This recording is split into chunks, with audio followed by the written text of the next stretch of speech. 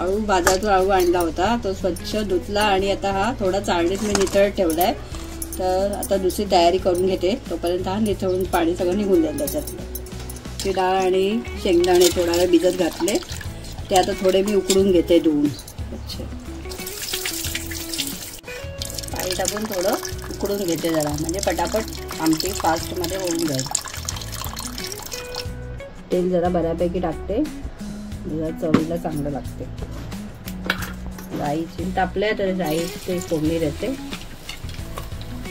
राई तडतडली, कढीपत्ता, कांदा, मिरची टाक.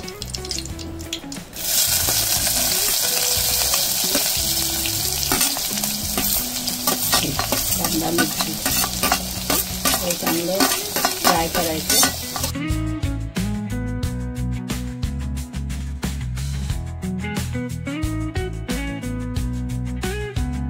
कांदा बऱ्यापैकी फ्राय झाला आहे. आता ह्याच्यात हिंग टाकते थोडं चवीपुरतं आणि हळद 1 चमचा.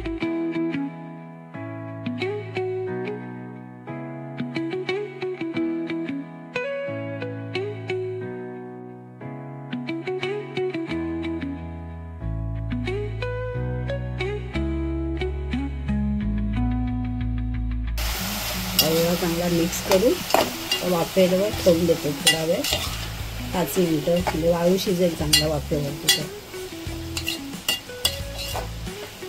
पाणी वगैरे अजिबात घालायचं नाही, नंतर घालायचं पाणी.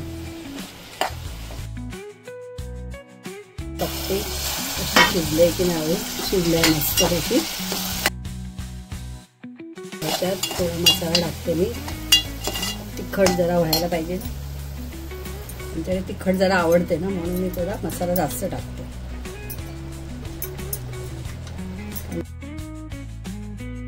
परत एकदा झाकण लावून एक वाफ घेते. तर झाकण काढते मी, बघते काय झालेलं आहे ते. झाले मस्तपैकी. आता आपलं बाकीचं साहित्य सगळं टाकून द्यायचं ह्याच्यात. म्हणजे मस्त शिजली आहे आळू. आता मी चण्याची डाळ आणि शेंगदाणे शिजत घातले होते, ते सुद्धा ह्याच्यात टाकून देते. सुकं खोबरं थोडंसं टाकायचं राहिलं होतं, ते टाकून देते आता मी. दाटपणा येईल त्याच्यावर. भाजलेलं सुकं खोबरं माझ्याकडे होतं ऑलरेडी.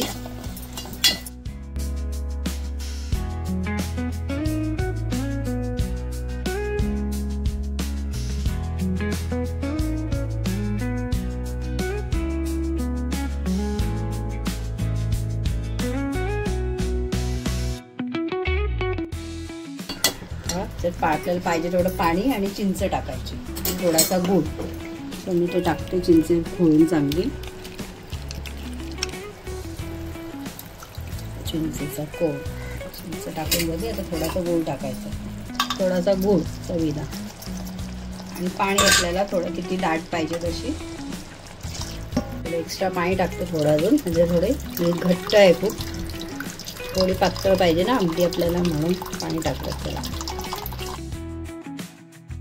मीठ,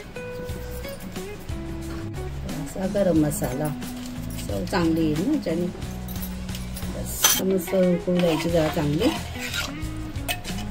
उकळाला की गॅस बंद. मस्त उकळ आला आहे. भाजी आपली आमटी तयार झाली आहे. थोडीशी वरून कोथिंबीर टाकते. डाळ, गॅस बंद.